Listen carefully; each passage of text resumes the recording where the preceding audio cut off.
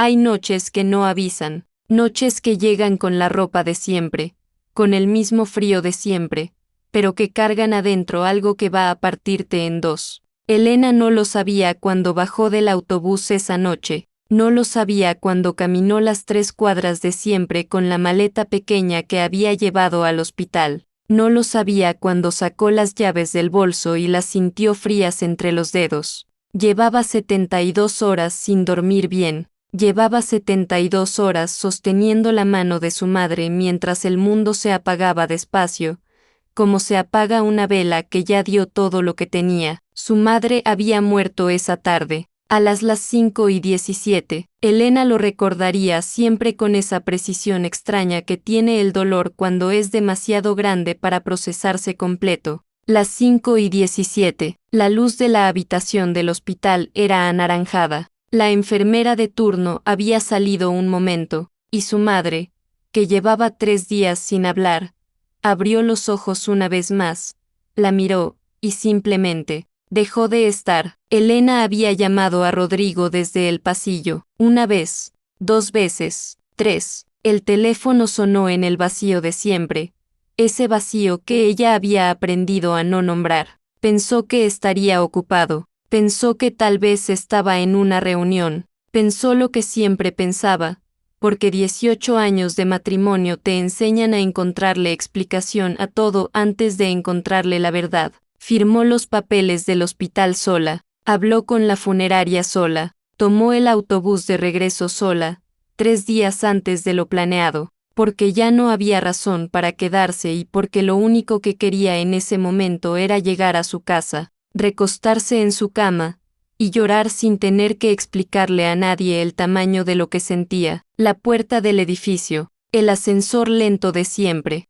el pasillo con la bombilla del fondo que llevaba meses, parpadeando y que Rodrigo nunca había cambiado aunque ella se lo había pedido 4 veces. Llegó frente a la puerta de su apartamento, y entonces lo vio. Había luz adentro, una luz tenue, suave, la luz de la lámpara pequeña del cuarto que Rodrigo solo encendía en ciertos momentos. Elena conocía cada hábito de ese hombre como se conocen las grietas de las paredes de la propia casa, y algo que no era un pensamiento todavía sino una sensación en el centro del pecho, le dijo que se detuviera. No entró de golpe, insertó la llave despacio, sin saber exactamente por qué. Empujó la puerta con una suavidad que no era precaución sino algo más parecido al instinto. Caminó por el pasillo oscuro con la maleta todavía en la mano, y cuando llegó a la puerta del cuarto, que estaba entreabierta, se detuvo. Escuchó una risa que no era la suya. Después, cuando intentara describirle ese momento a la única persona en quien confiaría, Elena diría que el tiempo hizo algo extraño en esos segundos, que no se aceleró ni se detuvo, sino que se volvió denso, como si el aire mismo se hubiera llenado de algo pesado e invisible. Empujó la puerta, y vio. Lo que vio no voy a describirlo con detalles, porque el dolor verdadero no necesita detalles para ser entendido. Basta con decir que su esposo estaba en la cama matrimonial, en las sábanas que Elena había lavado ella misma antes de salir hacia el hospital 3 días antes, y que no estaba solo. Cualquiera pensaría que en ese momento Elena gritó, que tiró la maleta, que se quebró ahí mismo, en el umbral de su propio cuarto, frente a la escena más cruel que puede presenciar una mujer que lo dio todo. Pero no, Elena se quedó inmóvil,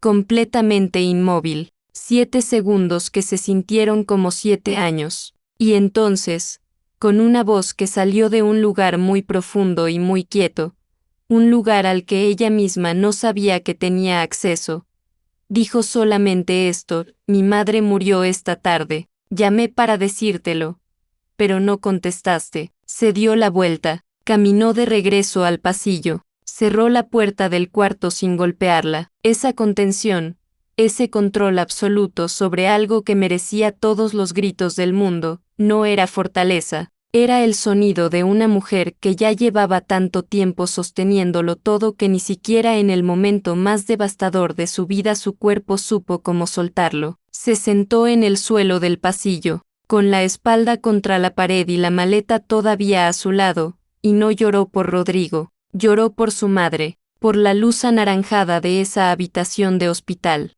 por las 3 llamadas que nadie contestó, por los 5:17 de una tarde que nadie compartió con ella. Lloró sola, como había hecho tantas cosas solas, sin saber todavía que lo que acababa de ver era solo la superficie de una herida mucho más profunda, sin saber que la mujer que estaba en esa cama no era una desconocida, sin saber que lo que comenzaba esa noche, en ese pasillo frío con la bombilla parpadeando al fondo, no era solamente el fin de su matrimonio, era, aunque ella todavía no podía saberlo, el primer día de su vida real. Para entender lo que Elena perdió esa noche, hay que entender primero lo que había construido, y para entender lo que había construido, hay que volver atrás, muy atrás, hasta una Elena de 23 años que todavía no sabía que el amor también puede convertirse en una forma de desaparecer despacio. Rodrigo llegó a su vida en el momento más inesperado, como suelen llegar las cosas que después lo cambian todo. Era amigo de un amigo, en una reunión pequeña en casa de alguien cuyo apellido Elena ya no recuerda. Lo que sí recuerda es que él era el único que no intentaba impresionar a nadie. Mientras los demás hablaban fuerte y reían más fuerte todavía, Rodrigo estaba sentado en una esquina con un vaso en la mano, mirando por la ventana con esa expresión de los hombres que cargan algo adentro que no saben cómo nombrar. Elena siempre fue así. Siempre miró primero a los que nadie miraba, se conocieron, hablaron durante horas de cosas que en ese momento parecían importantes y que ahora ella ya no recuerda tampoco. Lo que sí recuerda es que cuando llegó a su casa esa noche, se acostó en su cama y pensó en él, no de manera romántica todavía, sino con esa curiosidad quieta que antecede al amor cuando el amor va a ser de los que duran. Rodrigo venía de una familia rota en el sentido más literal. Su padre era un hombre que había confundido la autoridad con la crueldad, y que le había dicho a su hijo, en distintas formas y durante muchos años, que no iba a llegar a ningún lado. Esas palabras no se van, se instalan, se convierten en una voz interna que acompaña cada decisión, cada logro, cada fracaso. Rodrigo llevaba esa voz adentro cuando Elena lo conoció, aunque Elena tardó tiempo en entender exactamente lo que eso significaba. Al principio no importó, al principio todo era la urgencia dulce de conocerse, de descubrirse, de construir ese idioma privado que tienen las parejas jóvenes que creen que el amor es suficiente para cualquier cosa, y Elena amaba de verdad, con esa clase de amor que no calcula ni mide, que simplemente se entrega porque sí, porque el otro existe y eso parece razón suficiente. Cuando Rodrigo le dijo que quería terminar su carrera de arquitectura pero que no tenía los medios para hacerlo, Elena no dudó.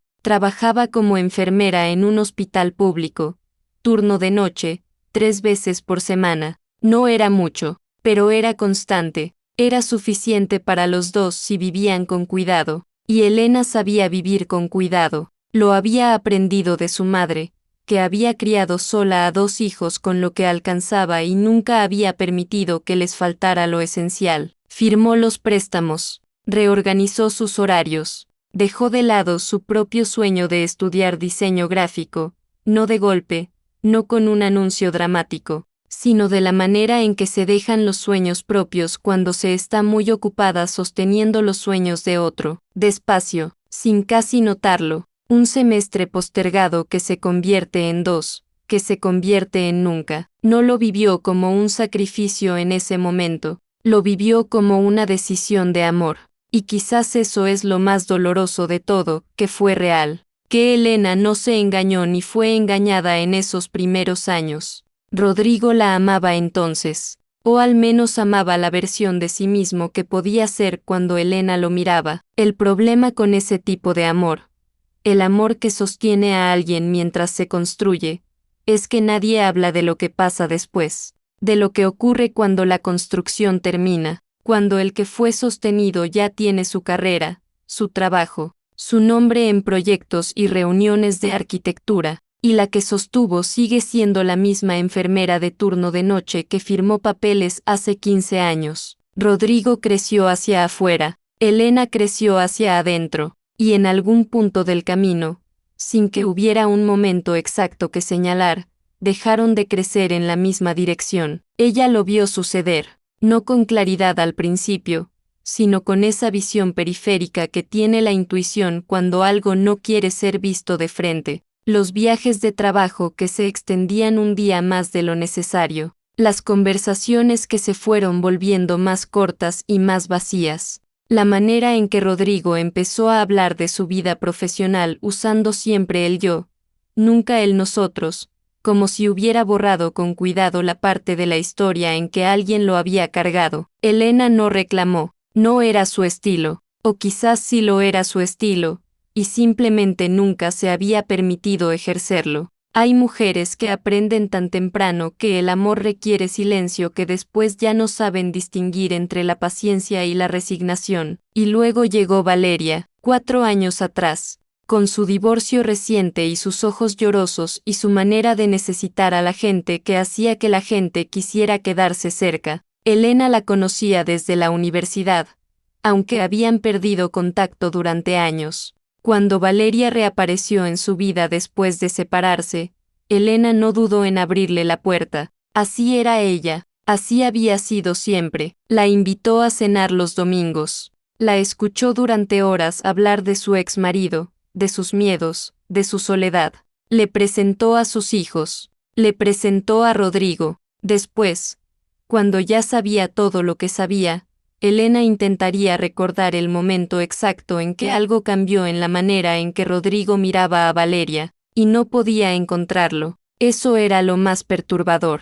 No había un instante claro, una mirada demasiado larga, una sonrisa fuera de lugar. Todo había sido tan gradual, tan cuidadosamente ordinario, que la traición se había construido delante de sus ojos sin que ella pudiera verla. 6 meses antes de la noche del pasillo, Elena había tomado el teléfono de Rodrigo para llamar al suyo, que había perdido en algún lugar del apartamento, y vio un mensaje, solo uno, pero fue suficiente. No gritó entonces tampoco, leyó, dejó el teléfono exactamente donde estaba, encontró su propio teléfono debajo del cojín del sofá, y se fue a la cocina a terminar de preparar la cena como si nada hubiera cambiado, aunque en ese momento, en ese instante preciso, algo se acomodó dentro de ella de una manera que ya no tendría vuelta atrás. Guardó el dolor como se guarda agua en las manos, apretando fuerte,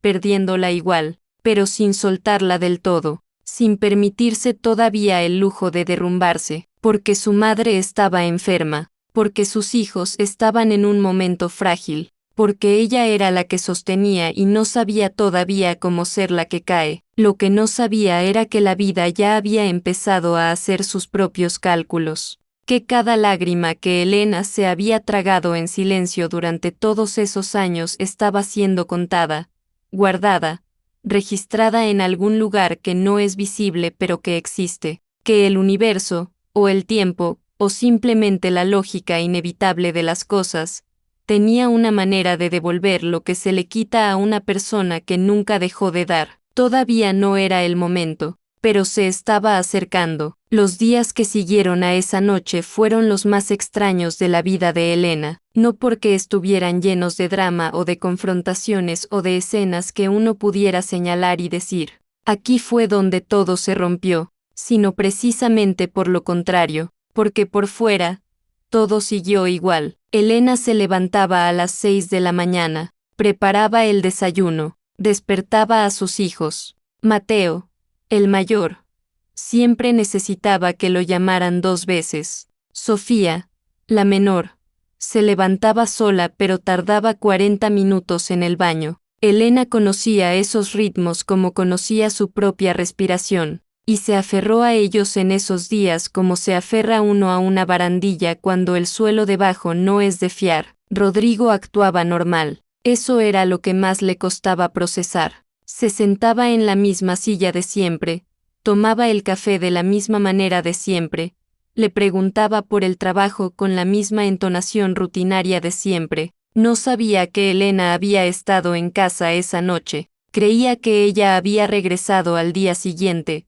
como estaba planeado. Creía que el mundo seguía siendo el que él había construido con tanto cuidado. Un mundo donde Elena miraba hacia donde él quería que mirara y no veía lo que no debía ver. Y Elena lo dejaba creer eso. No era un juego, no era estrategia, al menos no todavía. Era simplemente que no tenía fuerzas para otra cosa. Acababa de perder a su madre. Llevaba 6 meses cargando un secreto que pesaba más que cualquier cosa que hubiera cargado antes. Y el cuerpo humano tiene un límite para cuántas cosas puede sostener al mismo tiempo antes de empezar a cobrar la deuda. El cuerpo de Elena empezó a cobrarla en el trabajo. Fue gradual al principio. Una distracción más larga de lo normal. Un momento en el pasillo del hospital donde se detuvo frente a una ventana y no supo exactamente cuánto tiempo había pasado mirando el estacionamiento sin ver nada. Una sensación de presión en el pecho que llegaba sin aviso y tardaba minutos en irse, dejándola con la respiración un poco más corta y las manos un poco más frías. Sus compañeras notaron algo, no dijeron nada directamente, porque Elena era el tipo de persona que sin decirlo comunica claramente que no quiere que le pregunten, pero le dejaban el café servido sin que ella lo pidiera. Le cubrían los primeros minutos del turno cuando llegaba con los ojos de haber dormido poco, esas pequeñas solidaridades silenciosas que existen entre mujeres que trabajan juntas y que han aprendido a leer lo que la otra no dice. Elena las recibía sin comentarlas. Y seguía adelante. Fue en esa época cuando Valeria llamó. Era un martes por la tarde. Elena estaba en la cocina cortando verduras cuando sintió vibrar el teléfono sobre la mesa y vio el nombre en la pantalla. Se quedó mirándolo durante 3 timbres completos. Después lo tomó y contestó con la misma voz de siempre. La conversación duró 20 minutos. Valeria habló de su semana, de una película que había visto, de lo mucho que sentía la pérdida de la madre de Elena. Dijo que la quería, dijo que la acompañaba. Dijo todas las cosas correctas con todas las entonaciones correctas, y Elena respondió de la misma manera, con la misma calidez de siempre, con la misma presencia que siempre le había dado. Mientras hablaba, con el teléfono entre el hombro y la oreja, abrió con la mano libre el cierre del bolso que colgaba de la silla y tocó el sobre. Estaba ahí, siempre estaba ahí. Un sobre de papel craft donde guardaba las hojas impresas con los mensajes que había fotografiado del teléfono de Rodrigo 6 meses atrás. No las había vuelto a leer, no necesitaba releerlas. Las tenía grabadas en algún lugar del cuerpo que no es la memoria sino algo más profundo y más permanente. Cuando Valeria dijo adiós con esa voz suave que Elena había escuchado cientos de veces, Elena respondió adiós con la misma suavidad. Colgó, volvió a cortar verduras, y no pensó en nada en particular durante un momento, porque a veces el dolor es tan grande que la única manera de seguir funcionando es aprender a no pensarlo todo al mismo tiempo. Esa noche, cuando los chicos ya estaban en sus cuartos y Rodrigo miraba televisión en la sala, Elena se quedó más tiempo del necesario lavando los platos. Tenía las manos dentro del agua caliente y miraba el jabón haciendo espuma y pensaba en su madre. Pensaba en cómo su madre había sido también una mujer que cargó mucho en silencio, una mujer que no se quejaba, que resolvía, que seguía adelante. Elena se preguntó, no por primera vez, si ese era un legado o una trampa. Si había heredado la fortaleza de su madre o simplemente había heredado su manera de no pedir ayuda. Mateo entró a la cocina a buscar agua.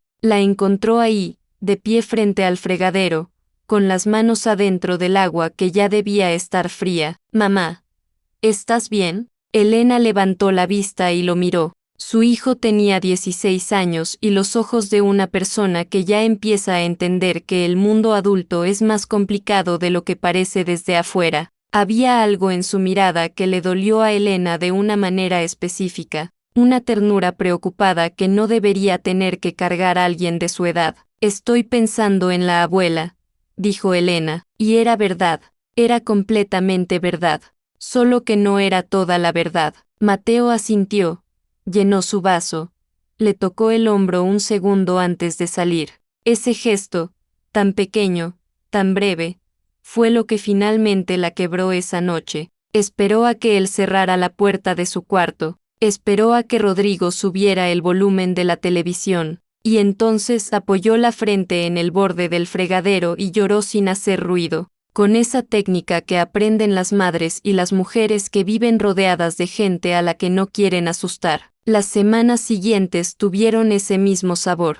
Una mezcla de normalidad forzada y dolor contenido que Elena administraba con la misma precisión con que administraba los medicamentos de sus pacientes. La dosis justa para seguir de pie, no más, no menos. Y entonces llegó el día en que la dosis no alcanzó. Era un turno largo en el hospital, de esos que empiezan bien y se complican a la mitad sin razón aparente. Elena llevaba horas en movimiento cuando una auxiliar la llamó a la habitación 14. Adentro había una mujer de casi 70 años, internada por una complicación cardíaca, que llevaba 4 días sin recibir visitas. Se llamaba Carmen, tenía el pelo blanco peinado con cuidado aunque llevaba días en cama, y miraba el techo con la expresión de alguien que ha hecho las paces con estar sola pero que todavía no ha terminado de acostumbrarse. Elena entró a revisarla, le tomó la presión, le acomodó la almohada. Estaba por salir cuando Carmen extendió la mano y le tomó la muñeca, no con fuerza, con esa suavidad firme que tienen las personas mayores cuando quieren decir algo importante. Tú tienes una tristeza que no le has mostrado a nadie, dijo Carmen. No era una pregunta, era una observación dicha con la tranquilidad de quien ya no tiene razones para no decir la verdad. Elena abrió la boca para responder algo profesional, algo amable y distante, pero no salió nada. Se quedó ahí, con la muñeca dentro de la mano suave de esa mujer desconocida, y sintió que algo dentro de ella que había estado apretado durante meses empezaba a ceder. Dijo que volvía en un momento. Salió de la habitación, caminó por el pasillo con paso normal, saludó a una compañera con un gesto de cabeza, dobló la esquina, entró al baño del personal, cerró el pestillo,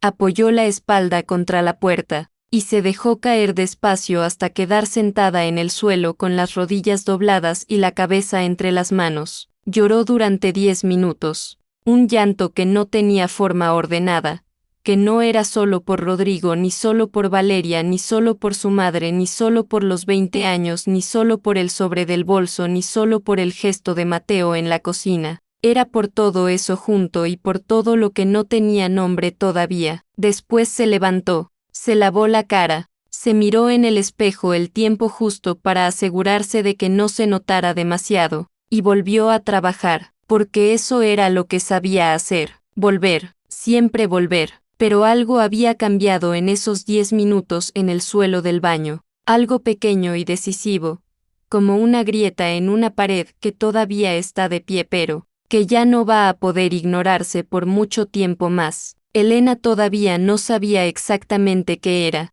todavía no podía nombrarlo. Lo que sí sabía, con una certeza nueva y extraña, era que el silencio que había mantenido durante todos esos meses tenía los días contados, que algo se aproximaba, que Rodrigo, que creía conocerla completamente, estaba a punto de descubrir que no la conocía en absoluto. Hay verdades que llegan de golpe y verdades que llegan despacio. Las primeras te tumban, las segundas son peores, porque te dan tiempo de ver cómo se acercan y no puedes hacer nada para prepararte de verdad.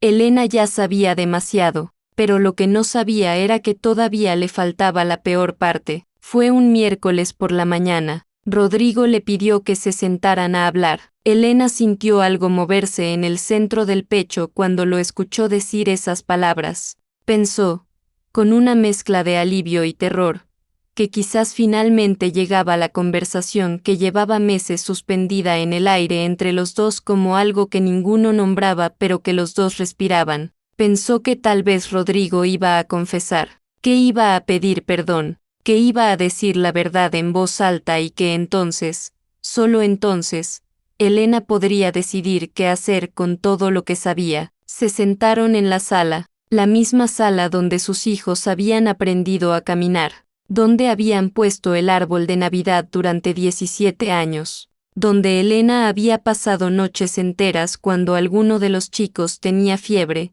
sentada en el sofá con una manta y el monitor de bebé en la mano, esperando. Rodrigo juntó las manos sobre las rodillas, ese gesto que Elena conocía, lo hacía cuando estaba nervioso, cuando tenía que decir algo que no quería decir, pero lo que dijo no fue lo que ella esperaba. No hubo confesión, no hubo perdón pedido. Rodrigo le dijo que lo habían despedido de la empresa 3 semanas atrás, que había intentado resolver la situación solo antes de decírselo, que tenían deudas que él había manejado sin consultarle, que necesitaban refinanciar el apartamento, que todo iba a estar bien, que la amaba. Elena lo escuchó hasta el final sin interrumpirlo. Escuchó cada palabra con esa atención particular que desarrollan las personas que han aprendido a escuchar no solo lo que se dice sino lo que se calla. Y cuando Rodrigo terminó y la miró con esa expresión de hombre que espera ser salvado por la misma persona a quien acaba de fallarle,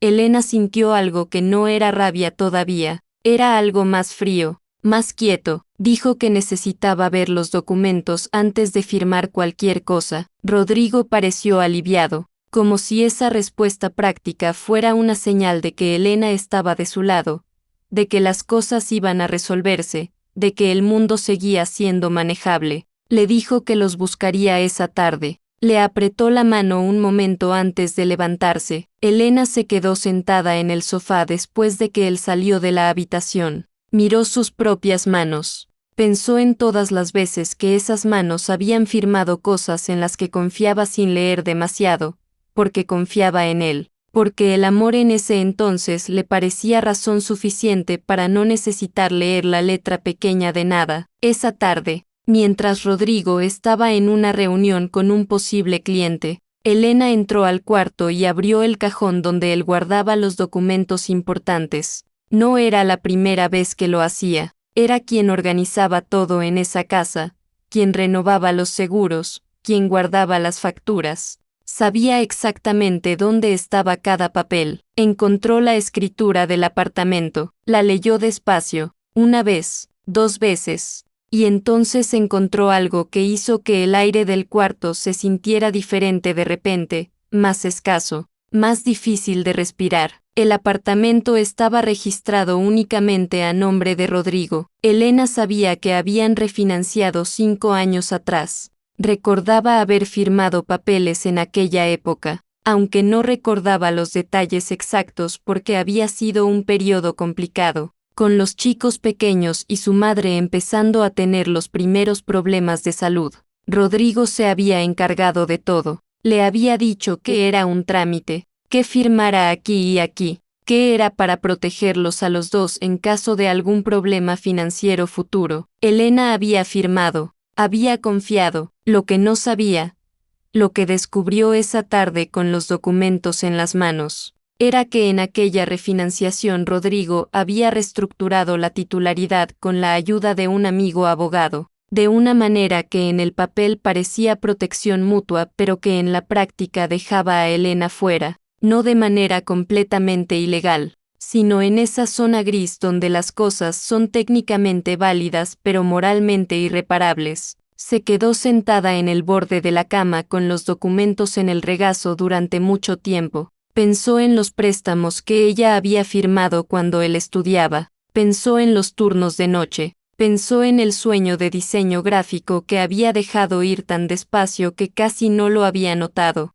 Pensó en cada cosa que había puesto en ese matrimonio y en cómo todo eso había sido invisible en ese documento. Guardó los papeles exactamente donde los había encontrado. Esa noche no durmió, no de la manera en que no había dormido otras noches, con el insomnio ansioso de quien da vueltas en la cama pensando, sino de una manera diferente, más despierta, más fría. Estaba acostada en la oscuridad con los ojos abiertos y algo en su interior estaba reorganizándose, acomodándose en un orden nuevo que todavía no tenía forma clara pero que se sentía más firme que cualquier cosa que hubiera sentido en mucho tiempo. Cerca de las 2 de la madrugada, Rodrigo dormía a su lado con esa tranquilidad de quien no sabe que el mundo que construyó sobre arena ya está cediendo. Elena se levantó despacio, fue a la sala, se sentó en el sofá en la oscuridad, y tomó el teléfono de Rodrigo que había dejado cargando sobre la mesa. No buscaba nada en particular, o quizás sí buscaba algo,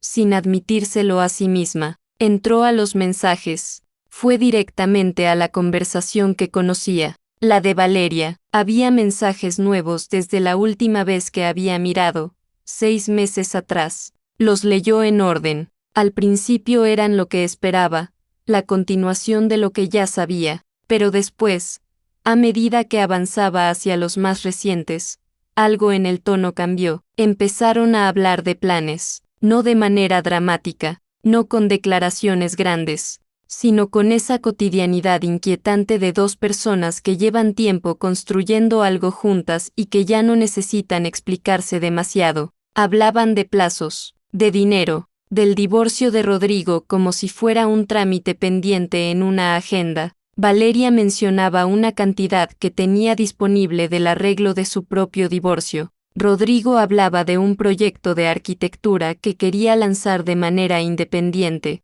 de un estudio, de un nombre para ese estudio. Elena leyó todo sin detenerse, y entonces llegó al mensaje que cambió todo. Era de Rodrigo, enviado hacía 3 semanas, el mismo día en que lo habían despedido de la empresa, aunque Elena no lo había sabido hasta esa mañana. Decía, ella nunca va a sospechar. Elena siempre creyó en mí más de lo que yo merecía. Eso es lo que la hace fácil. Elena leyó esa frase 3 veces. No porque no la entendiera, sino porque su mente necesitó 3 lecturas para aceptar completamente lo que significaba. No era solo que Rodrigo la hubiera traicionado como esposo, era que había mirado 18 años de amor genuino, de sacrificio real, de confianza entregada sin condiciones, y lo había catalogado como una debilidad a explotar. Había visto su fe en él y había pensado, esto me sirve. El amor de Elena, lo más verdadero que ella había dado, había sido usado como herramienta. Dejó el teléfono sobre la mesa, exactamente donde estaba. Se quedó sentada en la oscuridad de la sala, en el mismo sofá donde había pasado tantas noches cuidando a sus hijos con fiebre, y no lloró. No en ese momento. Sintió algo que no tenía el nombre exacto del dolor ni de la rabia ni de la tristeza. Era algo más parecido a la claridad. Una claridad brutal y limpia que llega cuando ya no queda ninguna ilusión que proteger. Pensó en su madre, en lo que su madre le había enseñado sobre ser mujer, sobre ser fuerte, sobre seguir adelante, y pensó que quizás su madre se había equivocado en algo, que seguir adelante no siempre significa seguir en silencio, que hay momentos en que la fortaleza verdadera no es aguantar más sino finalmente decidir que ya fue suficiente. Se quedó ahí hasta que empezó a entrar luz por la ventana, hasta que escuchó los primeros ruidos del edificio despertando, hasta que tuvo en la cabeza, con una nitidez que nunca antes había tenido, exactamente lo que iba a hacer. No iba a gritar, no iba a derrumbarse, no iba a darle a Rodrigo el espectáculo de verla rota, iba a moverse, despacio, con cuidado, con la misma precisión con que había manejado todo en esa casa durante casi 2 décadas, pero esta vez, por primera vez, en la única dirección que importaba, la suya. Hay una cosa que nadie te dice sobre reconstruirse, que no se siente como levantarse. Se siente más como aprender a respirar de una manera diferente, como descubrir que tus pulmones tienen más capacidad de la que creías, pero que para saberlo primero tuviste que quedarte sin aire completamente. Elena pasó 2 semanas después de esa noche en la sala tomando decisiones en silencio. No había prisa aparente. Rodrigo seguía buscando trabajo, seguía actuando normal. Seguía siendo el hombre que creía que el mundo era exactamente lo que él veía desde su lugar, y Elena lo dejaba creer eso mientras hacía, con una calma que ella misma no terminaba de entender, todo lo que tenía que hacer. Lo primero fue buscar a una abogada, no a cualquiera. Una compañera del hospital le había mencionado, meses atrás, el nombre de una mujer especializada en derecho familiar que trabajaba en un consultorio pequeño a pocas cuadras del hospital. Elena había anotado el nombre en su teléfono sin saber bien por qué. Ahora lo sabía. Se llamaba Patricia, tenía 48 años y una manera de hablar directa y sin adornos que Elena agradeció desde el primer momento. No quería compasión, quería información. Quería saber exactamente en qué terreno estaba parada. Le explicó todo: los 18 años, los préstamos, los turnos de noche, la escritura del apartamento, los mensajes en el teléfono. Lo dijo sin dramatismo, con la misma voz con que habría explicado el historial clínico de un paciente. Patricia la escuchó sin interrumpirla y cuando Elena terminó, la miró y le dijo algo que Elena no esperaba. Le dijo que tenía más de lo que creía. Resulta que Elena, sin saberlo, había documentado su propia vida durante años con la meticulosidad de alguien que se prepara para exactamente este momento. Aunque nunca hubiera querido que llegara, tenía transferencias bancarias propias hacia las cuentas del hogar desde hacía más de 15 años. Tenía los recibos de los préstamos originales con su firma. Tenía registros de sus ingresos como enfermera que coincidían exactamente con los periodos de pago de la hipoteca. Tenía, en el orden callado con que había administrado esa casa sin que nadie se lo agradeciera, la prueba completa de que ese apartamento había sido construido con su trabajo tanto como con el de Rodrigo. La ley, le explicó Patricia, reconoce eso, no de manera automática ni sin proceso, pero lo reconoce. Elena salió de ese consultorio con una carpeta de documentos y con algo que no había sentido en mucho tiempo. No era felicidad, era algo más parecido a la solidez. La sensación de pisar suelo firme después de haber caminado sobre algo que se movía sin que ella lo supiera. Tardó 3 semanas más en estar lista, 3 semanas en que reunió todo lo que Patricia le pidió, en que habló con sus hijos con la honestidad justa que merecían sin cargarlos con más de lo que podían sostener, en que durmió algunas noches completas y otras no durmió nada, en que llamó a su hermana que vivía en otra ciudad y le dijo la verdad en voz alta por primera vez y lloró de una manera diferente, más limpia, más completa, porque ya no estaba llorando sola. El día que eligió fue un martes, sin razón especial. A veces las cosas importantes no necesitan fecha significativa, solo necesitan que estés lista. Rodrigo estaba sentado en la mesa del desayuno cuando Elena entró a la cocina. Los chicos ya habían salido para la escuela. La mañana tenía esa luz blanca de los días sin nubes que hace que todo parezca más nítido de lo normal. Elena puso 2 tazas de café sobre la mesa, se sentó frente a él y puso el sobre entre los dos. Rodrigo lo miró, luego la miró a ella. Había algo en la manera en que Elena estaba sentada, en la quietud de sus manos, en la forma en que sostenía su mirada sin parpadear, que hizo que él no dijera nada todavía. Tomó el sobre, lo abrió despacio. Adentro estaba todo: las hojas impresas con los mensajes, el informe de la abogada, la documentación de sus aportaciones económicas durante 18 años. Y una hoja escrita a mano con la letra ordenada y pequeña que Elena siempre había tenido, que decía solamente lo que necesitaba decir y nada más. Elena lo observó leer, vio el momento exacto en que llegó a los mensajes, vio cómo el color cambiaba en su cara, vio cómo sus manos, esas manos que ella había conocido jóvenes e inseguras y que el tiempo había vuelto más firmes, empezaban a sostener el papel de una manera diferente, con una tensión nueva. Cuando Rodrigo levantó la vista, Elena ya estaba lista para lo que viniera, para la negación, para la rabia, para las explicaciones, para el intento de reescribir la historia de una manera que lo dejara mejor parado. Estaba lista para todo eso porque lo conocía, porque 18 años de vivir con alguien te enseñan exactamente cómo funciona su mecanismo de defensa. Pero Rodrigo no dijo nada,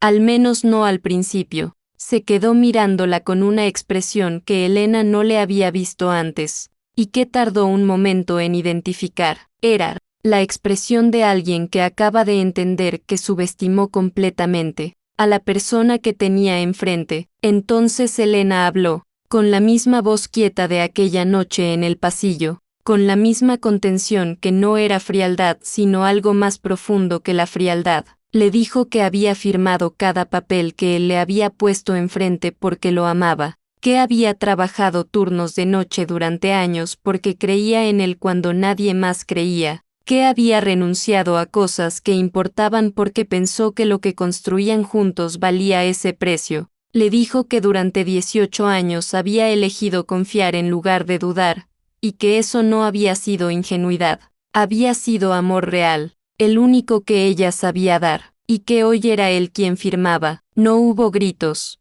no hubo escena. Rodrigo firmó los documentos que la abogada había preparado con manos que temblaban levemente. Elena lo observó hacerlo con una atención tranquila, como quien observa el final de algo que ya había terminado mucho antes de este momento. Cuando terminó, Elena recogió los papeles, los puso de vuelta en el sobre, y se levantó para llevar las tazas al fregadero. Rodrigo permaneció sentado en la silla, y en ese momento, en ese silencio que ocupó toda la cocina, algo se asentó definitivamente. Los meses que siguieron no fueron fáciles. Nadie que diga que rehacer una vida es fácil ha rehecho una de verdad.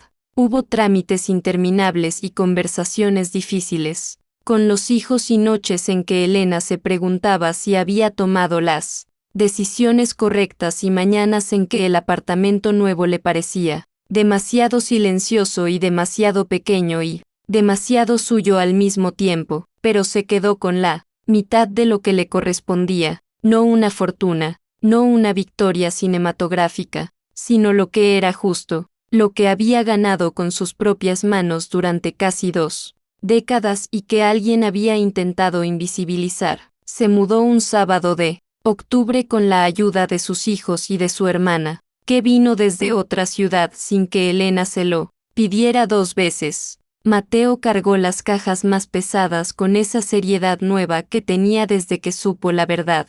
Sofía decoró el baño del apartamento nuevo con unas plantas pequeñas que compró con su propio dinero de cumpleaños y que puso sobre el estante sin decirle nada a Elena, solo para que estuvieran ahí cuando llegara. Ese gesto, esas plantas pequeñas en el baño nuevo, fue lo que más cerca estuvo de romperla ese día, pero no la rompió, la sostuvo, de una manera extraña y precisa, como si sus hijos hubieran aprendido de ella sin que ella les hubiera enseñado deliberadamente, como si el amor que ella había practicado durante años, ese amor que da sin calcular, se hubiera instalado en ellos y ahora volviera hacia ella cuando más lo necesitaba. La última caja que subió al apartamento nuevo era una que había guardado ella misma y que no había abierto durante la mudanza. La puso en el suelo de la sala vacía, con los muebles todavía por acomodar y la luz de la tarde entrando por la ventana sin cortinas. La abrió. Adentro había cosas sueltas de distintas épocas,